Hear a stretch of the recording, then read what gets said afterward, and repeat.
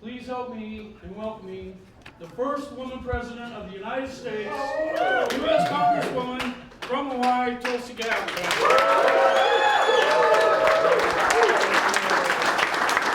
you so much, everybody. Thank you.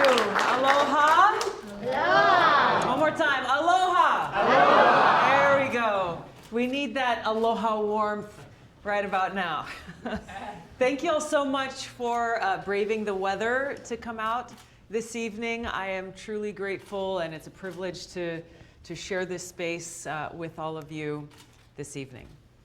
You know, in Hawaii, tradition and Native Hawaiian culture says that when you have a special event or you have a special gathering of people, and there are some sprinkles and showers that come from up above, that we should all take that as a warm blessing for our gathering.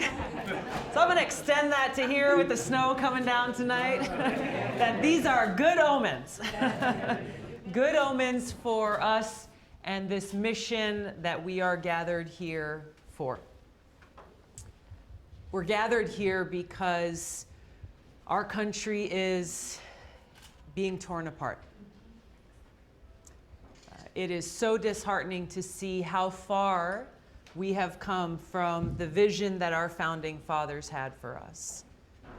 That vision that laid out a government of, by, and for the people. Do you feel that this government is of, by, and for the people? Absolutely not. It's not. It's not. That's the truth. Instead, we have powerful, self-serving politicians in Washington.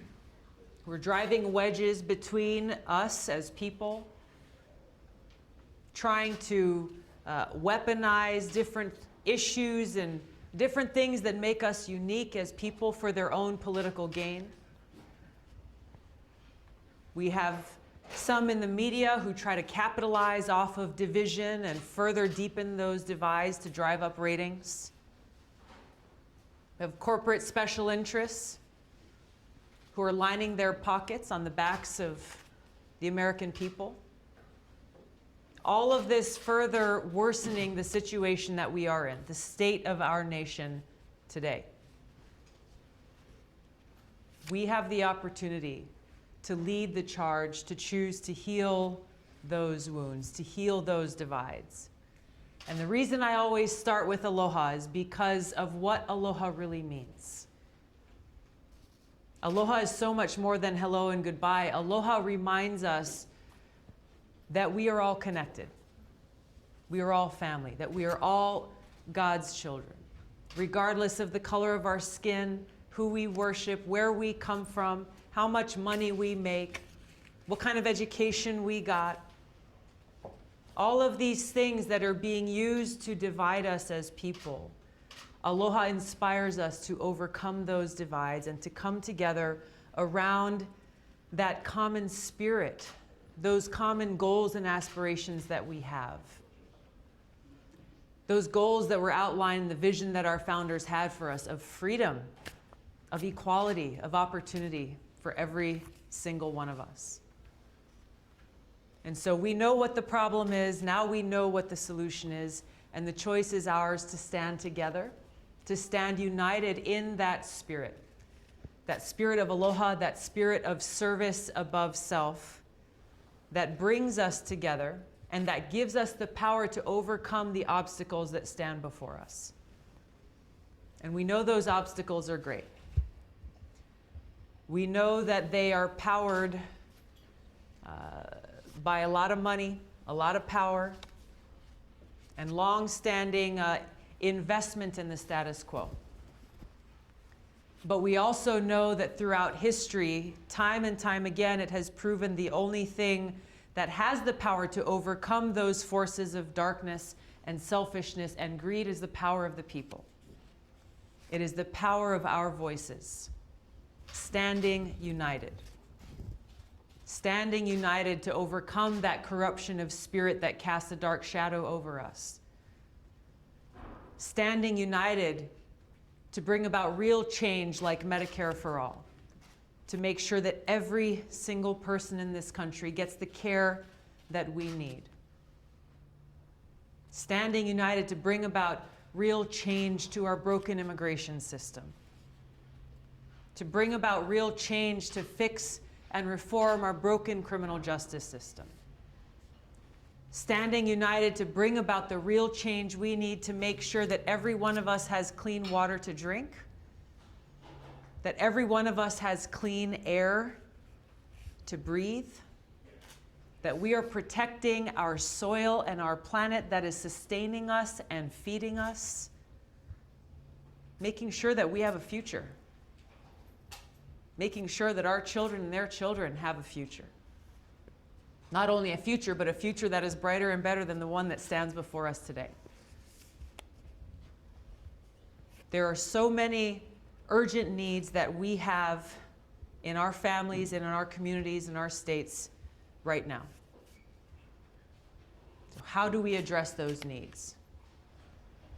There's an issue that's central to all of this, and that is the issue of regime change wars, the cost of these wars, this new Cold War with heightening tensions between the United States and Russia and China, and the fact that because of this, we stand on the brink of nuclear catastrophe.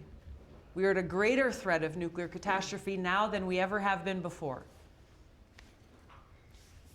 This is a threat to our very future.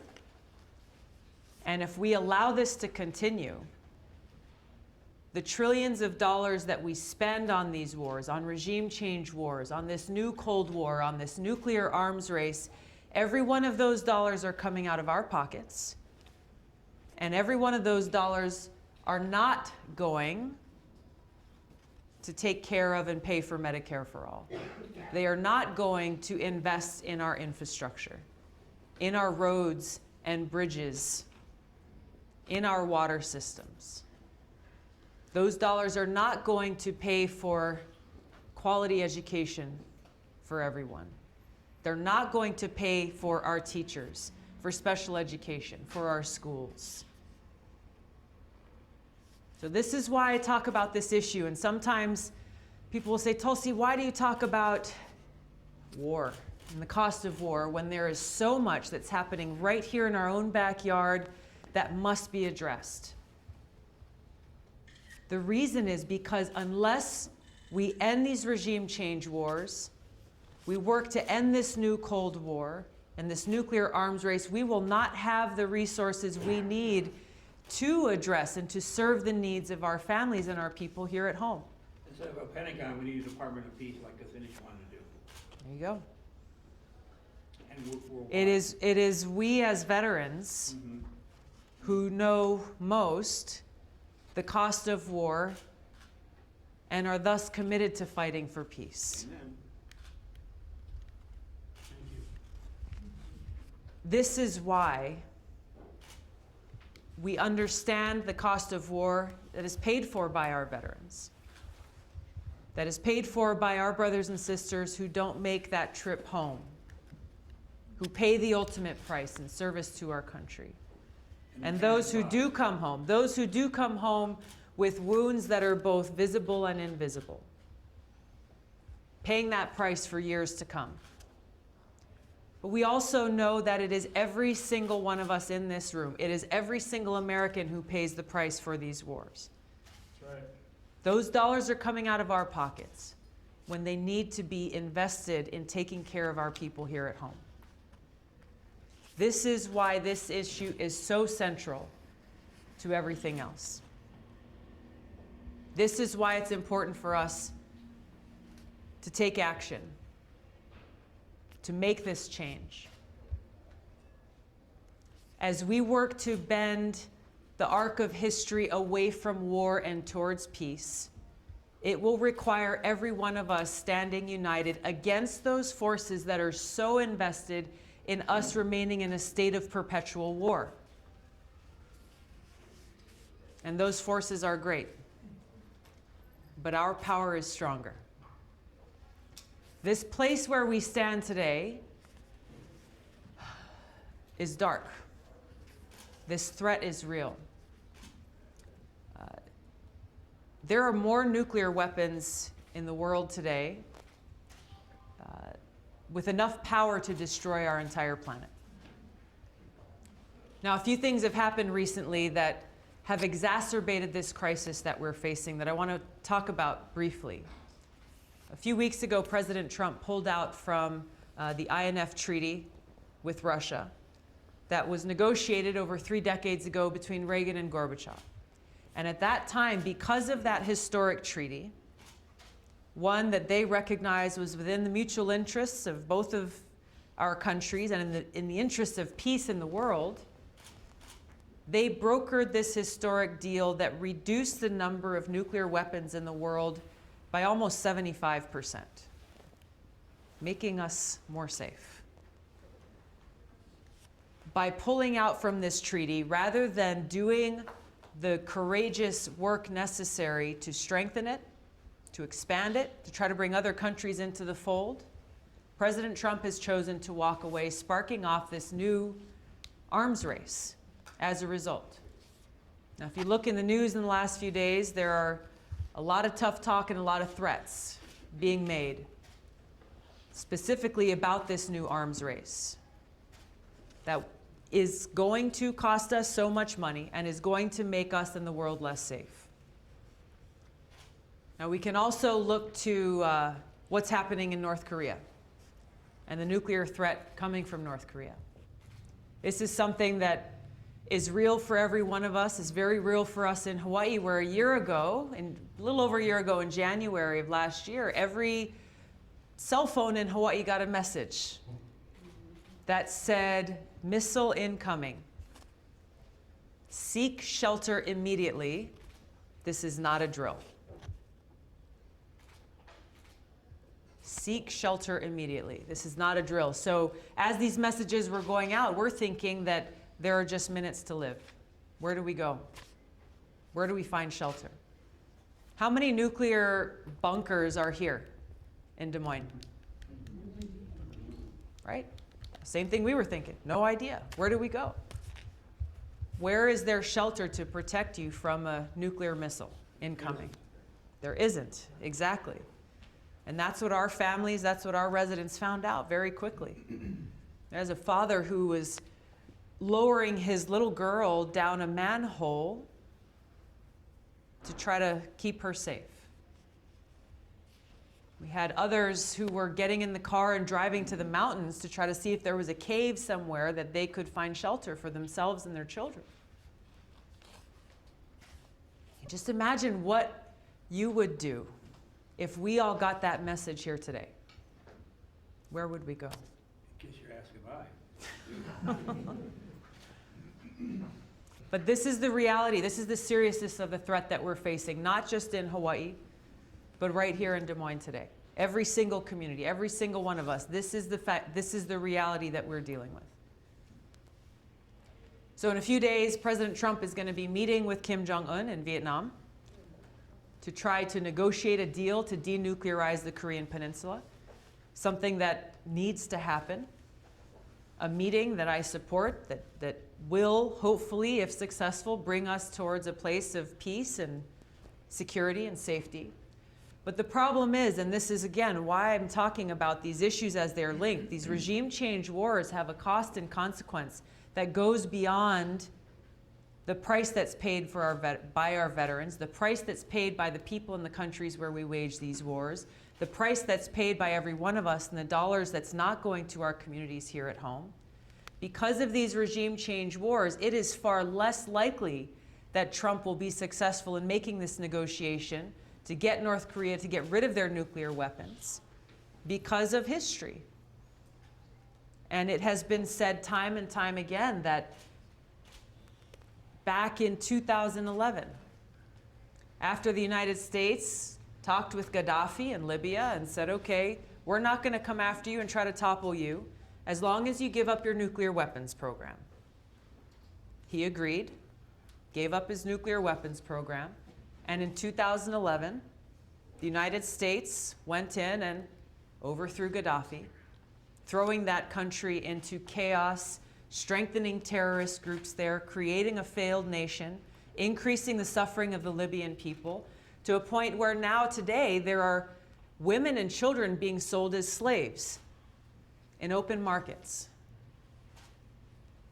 And so Kim Jong-un in North Korea now is saying, why would I believe the promise of the President of the United States saying, if I get rid of nuclear weapons, which exist as a deterrent against regime change, that you won't come in and topple me just like you did Gaddafi. This is the cost of these regime change wars and how they are making us less safe and the world more dangerous.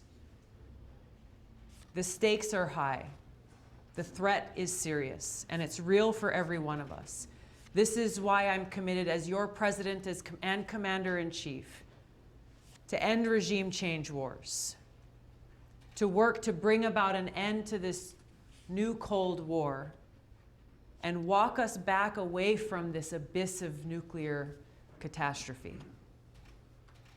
This is the change that we need to make, and it requires strong and courageous leadership, unwilling to bend to the whims of the military-industrial complex, or the neocons and neolibs in Washington who, through decades, have continued to push for and wage these wars. Now is the time for us, for we the people, to make sure that our voices are heard, to make sure that we choose the kind of leadership we want to shape our future, to make sure that we are choosing our own destiny, a destiny that provides us with freedom and peace and opportunity and prosperity for every single American.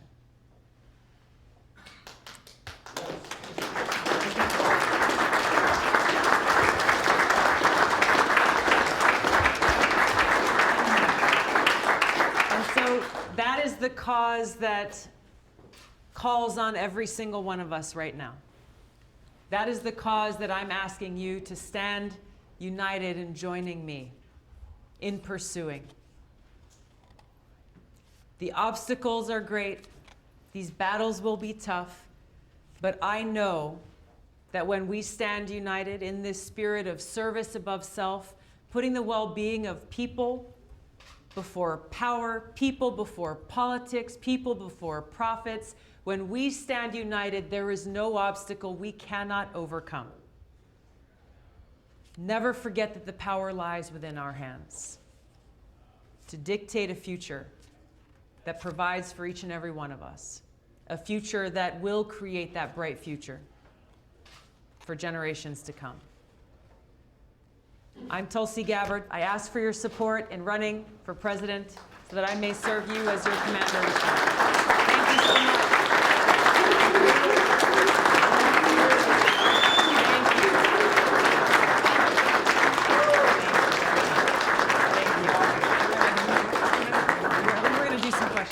Thank you. How about another round, Tulsi Gabbard?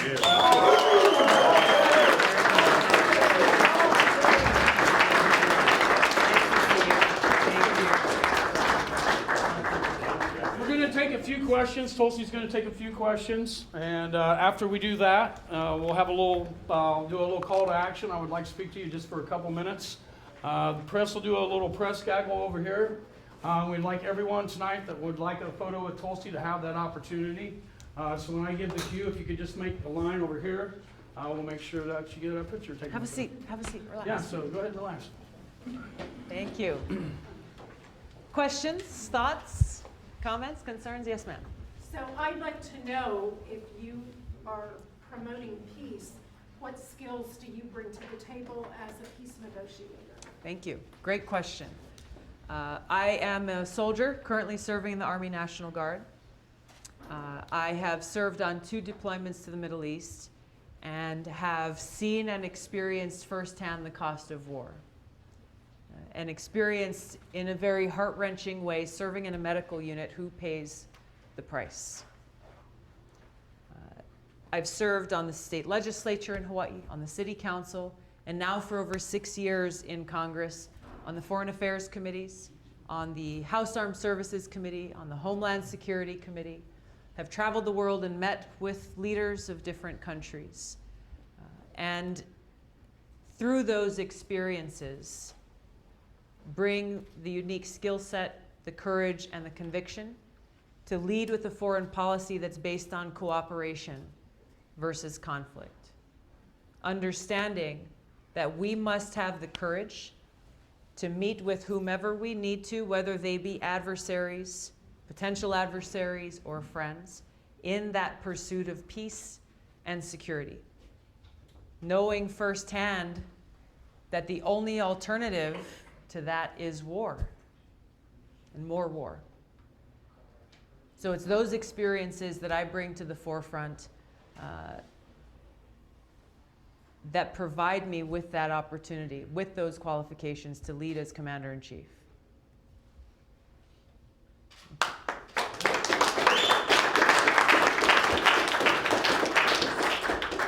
is your plan to tackle the huge student loan debt crisis? That crisis is huge. My father-in-law is a public school teacher in Hawaii. He teaches high school. He just celebrated his 61st birthday not long ago, and he is still paying off his student loans from college. It's a story that's not unique, unfortunately. There are a number of avenues that we need to pursue to deal with this. I'm a co-sponsor of the Medicare-for-all legislation through Congress.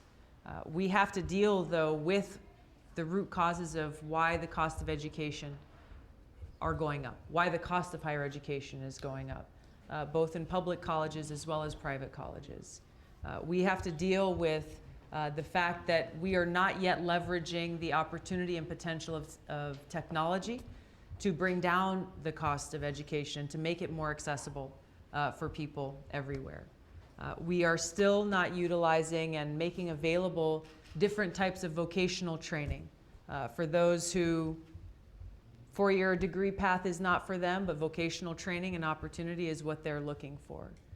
We also need to address the disconnect that still exists between our universities and institutions of higher education and our job market.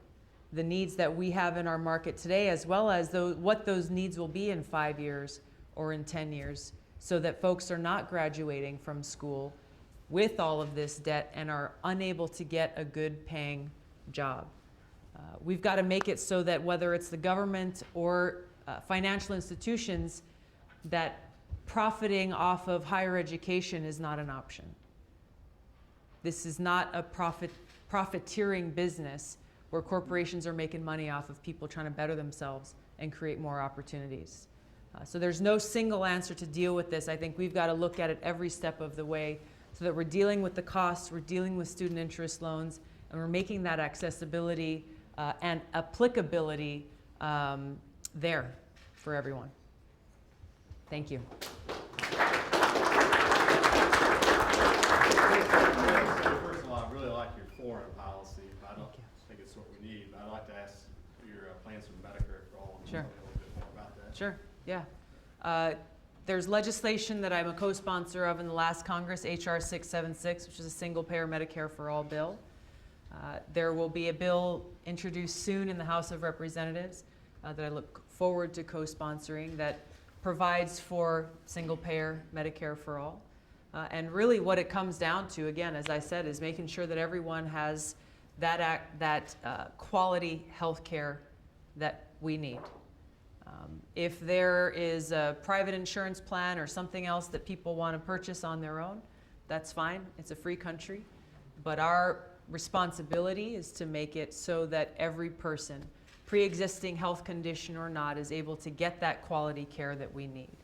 It's unacceptable in this country that we have people who are sick or in need of care and are unable to get it because they don't have enough money.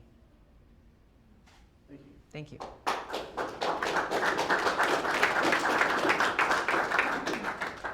Yes. Can you speak more about the new rules of getting on the debate stage this year? Thank you. Yes. The DNC has put out recently some new qualifications for presidential candidates to get onto the debate stage.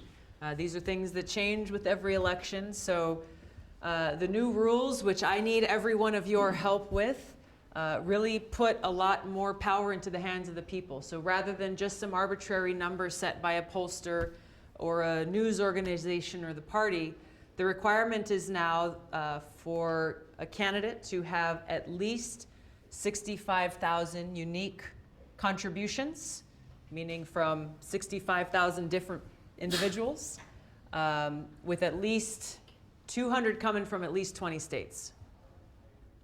That make sense? Did I say that right? So 65,000 unique contributions is the floor of being able to qualify. They have an additional requirement of polling in at least 1% in some of the major pollsters that they recognize. So if we get to a place where there are over 20 candidates running for president, they will qualify those who meet both criteria. What's the 20 in 20 states? Which one's 200? Of those 65,000 contributions, they need to come from at least 20 states and at least 200 coming from each of those 20 states. So all 65,000 can't come from Iowa, unfortunately. Do you think that's fair? I think it opens up it opens up the doors for folks, no matter where you're coming from. And what I like about it is it puts the power into the hands of the people to show that we have grassroots support, we have excitement, and we're building momentum in our campaign. That was a great question. Thank you. One more question, please. Yes. Hello. Thanks so much for being here. Thank you. So my name's Bonnie, and I went down to the border recently to do some work with the migrant caravan. So I spent a couple weeks in the camps in Tijuana, Mexico. Wow. And while I was down there, I met some deported veterans, and there's actually hundreds of deported veterans in Mexico, not just in Mexico, but I mean, they're all over the world. Yeah. So, and then there's currently like thousands currently facing deportation here in the U.S. So I guess like what can be done to like bring our veterans back home since they served our country, and like make sure that the ones that are here are not going to be deported back to a country that for the most part They were promised citizenship. That's right. Yeah. Well, thank you for your service and going down there and spending time with them and helping out others in need of help.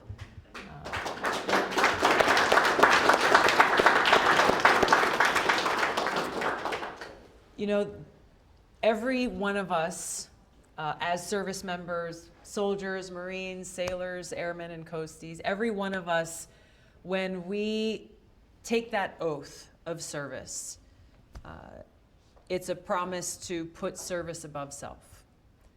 It's a promise to be willing to lay our lives down for our country.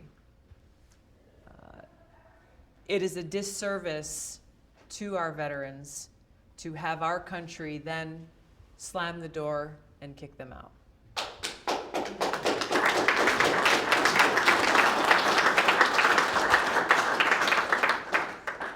So there's actual legislation that we're working on and that we're introducing to help deal with this situation, to help provide fairness for our veterans as they are going through the immigration process.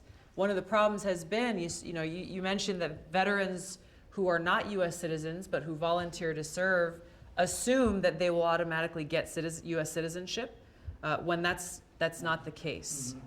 So there's been a failure of leadership at many levels and broken promises to our veterans, A, in not making sure they're getting the right information, B, that they're not getting the right resources to pursue that path towards citizenship should they choose, and C, not having their service to our country recognized by ICE and U.S. Customs and Immigration as they are going through being deported by our country. So these are different things that we're working through in Congress right now. These are things that need to change once again to make sure that we are keeping the promises that are made to those who put their lives on the line for our country. And they get the benefits they're entitled to as a veteran. And they get the benefits they're entitled to as a veteran. Exactly.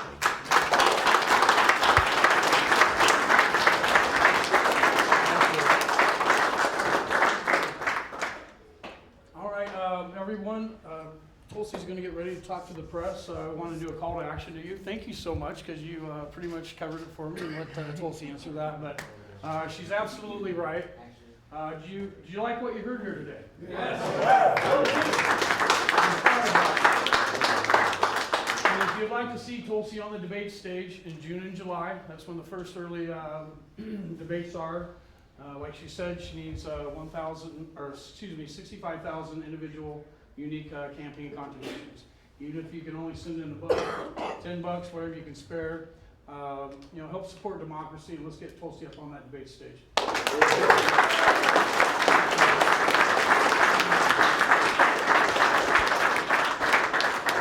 I mentioned earlier, we'd like everyone to have the Do this right opportunity to get a picture with Tulsi if you'd like. Perfect. Yeah, the line's starting right here, wrap it around any way that makes sense. All right, let's make sure we got everyone who's here. Come on in. Don't be shy, guys. Come on in. Go ahead. I'm good, I'm tall. Everyone, all right? Floor's your guys. You want to start? All right. Been here since Thursday. First thoughts?